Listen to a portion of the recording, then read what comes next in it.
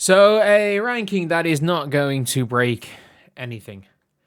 That is not going to absolutely break anything on the internet. That is obviously going to break absolutely everything.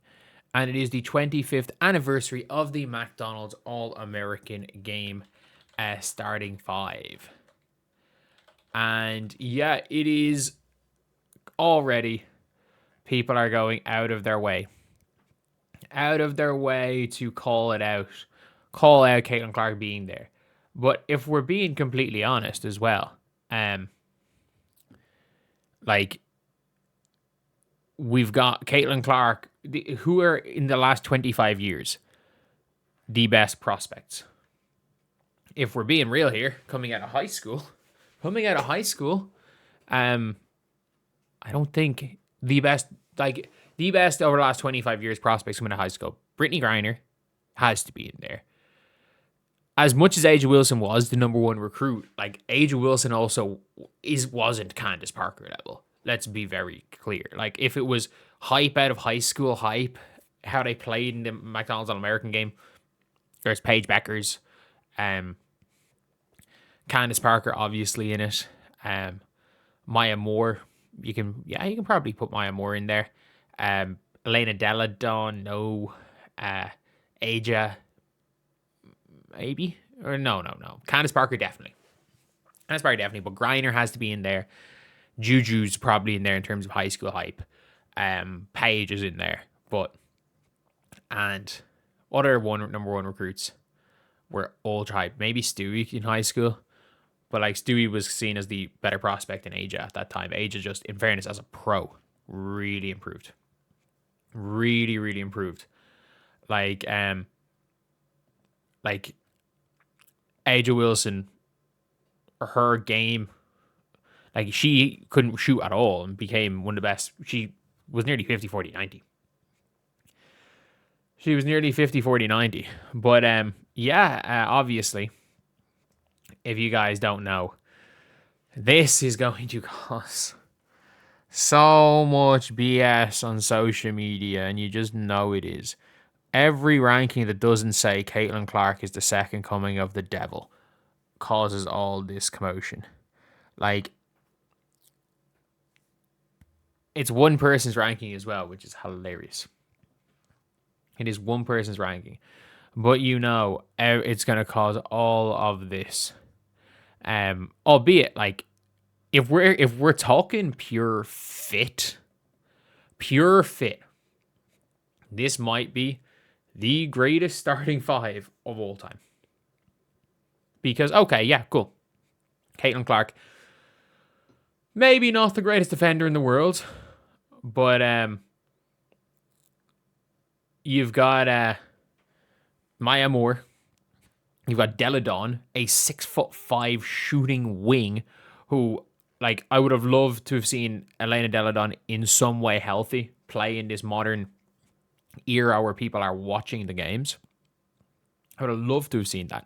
Elena Deladon was so good. Like, I remember when I used to watch quite a lot. Like, I remember I watched quite a bit of Elena Deladon's rookie season, and I was like, she was levels ahead as a rookie of Brittany Griner, who was expected to come in and be an MVP candidate year one. Elena Deladon was levels ahead. Elena Deladon was one of the best players in the league for years and years and years. Like, she averaged 50-40-90 twice. Is a two-time league MVP.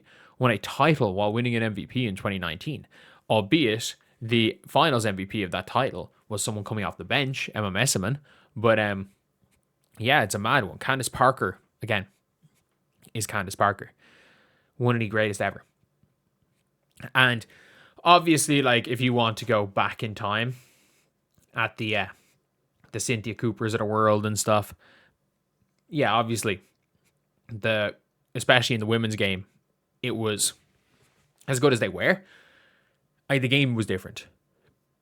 Like, a lot of these players didn't come up in an era where there was as much respect on not only women's basketball, women's sports as now. And to be honest, like, if we're being real, the actual, like, increase in ability of female basketball players, outside of the tippity top level, like, obviously the Maya Moores, Elena Deladon's, Candace Parker's dominating every era, but as a whole, the increase in ability in women's sports is it's not growing as much. The standard is improving exponentially. Like year on year, you're seeing outside of this year's freshman class being a bit of a blip in college, you're looking at like every year the freshman class getting better than the last. Everyone thought 2024 was going to be this unbelievable draft, and 2025 might have been better, and then 2026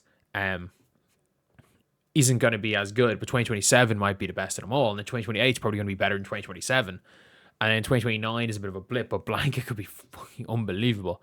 And then this current high school crop look insanely good, and these are the group of players that haven't really grown up through the boom. So the expectation is that in 5 to 6 years' time, you're going to be seeing a huge influx of talent in the WNBA and it being a really young league. But yeah, anyway, it's kind of cool. It is kind of cool seeing this ranking, and again, some of the best players to ever play the sport here.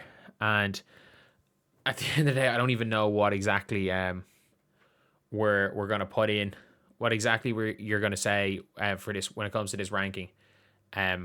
Doesn't make any difference. It's one person's ranking. Like, should Caitlin Clark be here? I don't care. I haven't seen as much. It hasn't hit that side of Twitter yet.